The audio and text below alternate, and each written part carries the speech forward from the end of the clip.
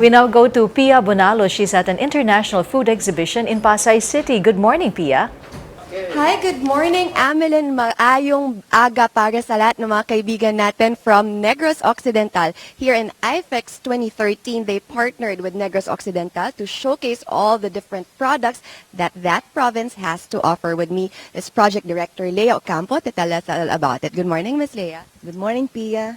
Can you tell me why did IFEX decide to partner with Negros Occidental this year?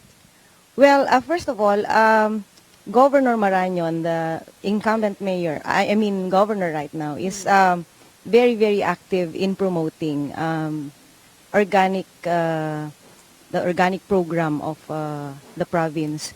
And we thought that promoting or featuring the organic and healthy and natural products of Negros is one of the best way of supporting this program of the governor, and as well as promoting the province as a reliable supplier of organic and natural products. This journey here to Negros Occidental starts with piyaya na freshly made right here. Can you tell us po what's so special about these piyaya? Ang bango-bango po niya, kanina ko pa yan tinitignan. This piyaya is filled with the natural muscovado sugar of Negros, and it has no artificial ingredients, and it's a very healthy product. Yes, kasi and since here you could have it freshly made. Itong first time ko makakain ng piyaya na fresh, mainit-init, and then it also tastes so yummy. Ayan, dito po tayo, ma'am. Here naman inside, aside from the piyaya, there are a lot of other products, of course, that Negros Occidental has to offer. Can you tell me po what are the other things that we have here? Well, we have here organic coffee, and we also have organic herbal teas. Also, we have wines and homemade products from Burgess, of course. These are Burgess is I think is the producer of Piaya, right? Yeah. So, and then we also have here the aqua products of HLS, and this biscuits and pastries, and also Casa Carmela's artisan products. There's a wide range of products that are coming from Negros Occidental, and you emphasize that these are all organic. Ano po ba ang halaga ng pagkain ng mga organic food, lalo na for the natural, for the normal consumer po? Pia, it's not, everything here is not organic. Organic, if you say organic, it has to be certified, but all of the products here are natural and healthy. And these are the products that that the world is crazy about at the moment.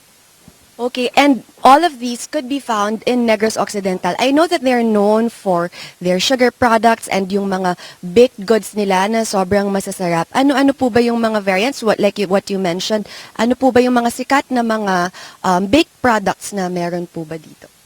Well, ito yung mga piyaya.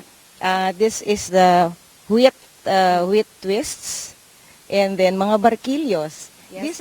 These are sold normally to the Filipino communities abroad. Having a kind of exhibition like this right here in Manila, ano pong klaseng tulong ang magagawa nito sa industry, lalo na po dun sa mga kaibigan po natin from Negros? This is very helpful not only to the producers themselves, but also yung mga empleyado nila, the farmers that are producing all of these products. We have, by the way, we also have organic rice, no? And also yung ating muscovado is very, very, very saleable in the global market. Yung nag-trickle down ang effect nito, the sales from exports that we get from all of these products, nag-trickle down ito sa mga farmers. Okay. So we are giving a lot of employment to the farmers in Negros. That's very good news kasi that means that it gives really good livelihood, not just to the distributors who are here or manufacturers, but all goes down right to the farmers. But here in the IFEX 2013, you're not just concentrated here in Negros Occidental. What are the other things po na pwedeng makita around? We have a lot of Well, and our participants are coming from the entire Philippines. So we have a lot of products from all the regions, and also we have international participants from all over Asia. So there's a lot of products to see here in IFEX Philippines. Wow, sounds really exciting. Thank you so much, Ms. Leia. Thank you, Pia. There you have it, Amelin. For those of you who want to see all the wonderful things that our country has to offer, do go here to the IFEX 2013 at the SMX Convention Center here in Pasay City. And as for me, I will be enjoying my hot, fresh piyaya. Amelin? Thank you, Pia.